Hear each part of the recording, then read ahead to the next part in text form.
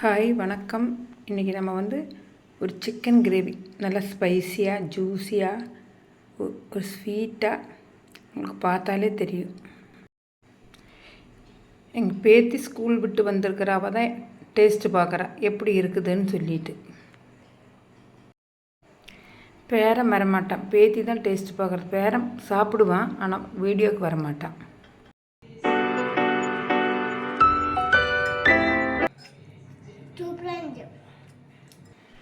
இந்த கிரேவி சாப்பாட்டுக்கு சப்பாத்தி தோசை எல்லாத்துக்குமே ரொம்ப டேஸ்ட்டாக இருக்கும். இதுக்கு நம்ம 1/2 கிலோ சிக்கனை க்ளீன் பண்ணி எடுத்துருக்குறோம். மசாலா ரெடி பண்ணுறதுக்கு நம்ம மீடியம் சைஸ் 2 பெரிய வெங்காயம், 2 தக்காளி, ஒரு 5 பல் வெள்ளைப்பூண்டு. இந்த தக்காளி வெள்ளைப்பூண்டு 2 டீஸ்பூன் குருமிளகு, இதை 3ஐயும் நம்ம நைஸாக அரைச்சிடலாம்.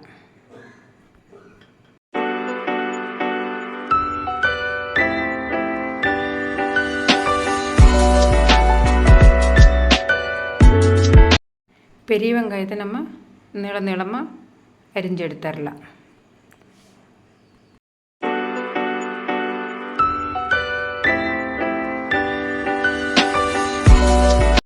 நம்ம ஒரு பேன் வச்சு தேவையான அளவுக்கு தேங்காய் எண்ணெய் ஊற்றி, எந்த எண்ணெய் இருந்தாலும் ஊற்றிக்கலாம். நம்ம தேங்காய் எண்ணெயில் தான் யூஸ் பண்ணுறோம்.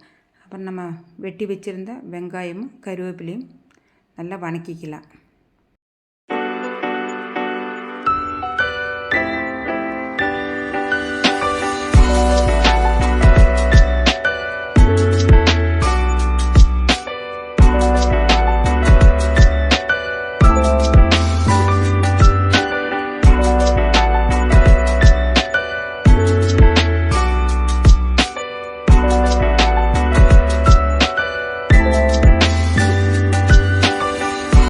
காரத்துக்கு 1 டீஸ்பூன் மிளகாத்தூளும், 1/2 டீஸ்பூன் மஞ்சத்தூள், 1/2 டேபிள் ஸ்பூன் காஷ்மீரி மிளகாத்தூளையும் சேர்த்து நல்லா நம்ம வணக்கிக்கலாம்.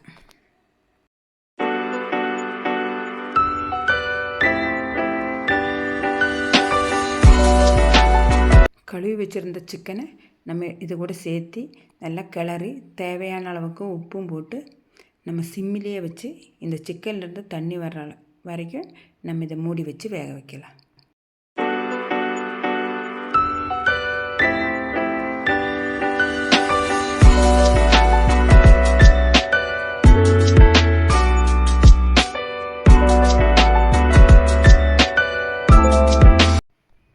இப்போ உங்களுக்கு பார்த்தாலே தெரியுது, சிக்கன்லேருந்து தண்ணியெல்லாம் வெளியே வந்துடுச்சு. இப்போ நம்ம அரைச்சி வச்சுருந்த அந்த மசாலாவை இது கூட சேர்த்திக்கலாம். தண்ணிக்கு நம்ம மிக்சியில் ஒரு 1/2 கப்பு தண்ணி, இந்த மிக்சியை கழுவி அதுவும் இது கூட சேர்த்து நல்லா மிக்ஸ் பண்ணிவிட்டு நம்ம சிம்மிலேயே ஒரு 15 நிமிஷம் சிம்மிலேயே நம்ம இதை வேக வச்சு எடுத்துடலாம். எந்த கரம் மசாலா அந்த மாதிரி எதுவுமே இதில் சேர்த்த கிடையாது, வெறும் வெள்ளைப்பூண்டு மட்டும்தான். இது கூட 1 டீஸ்பூன் சிக்கன் மசாலாவை சேர்த்துறோம். இது கூட அதையும் சேர்த்து நல்லா கிளறி நம்ம மூடி வச்சு வேக வச்சிடலாம்.